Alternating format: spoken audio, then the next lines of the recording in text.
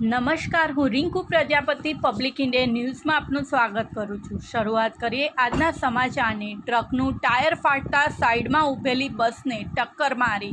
બસ divider પર બેસેલા લોકો પર ફરી વળી। આજે વહેલી સવારે આણંદ નજીક અમદાવાદ વડોદરા એક્સપ્રેસ હાઈવે પર લક્ઝરી બસ અને ટ્રક વચ્ચે ગમખ્વાર અકસ્માત સર્જાયો હતો, જેમાં 6 લોકોના મોત થયા છે, જ્યારે 8 લોકોને ઈજા પહોંચી છે। હજુ પણ મૃત્યુ આંક વધવાની સંભાવના છે।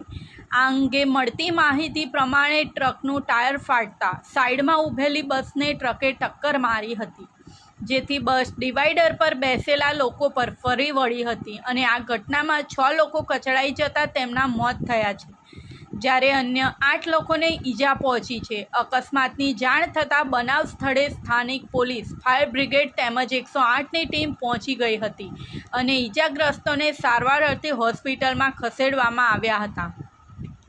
રાજ્યમાં અકસ્માતની ઘટનામાં સતત વધારો થઈ રહ્યો છે, ત્યારે આજે આણંદ નજીક એક જોરદાર અકસ્માત થયો છે। અમદાવાદ વડોદરા એક્સપ્રેસ હાઈવે આજે મોતની ચિચિયારીઓથી ગુંજી ઉઠ્યો હતો।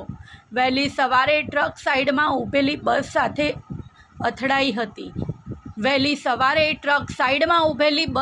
અથડાઈ હતી, જેથી બસ ડિવાઈડર પર બેસેલા લોકો પર ફરી વળી હતી।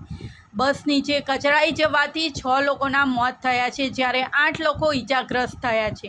અમે આ સાથે આજના સમાચારને અહીં સમાપ્ત કરીએ છીએ।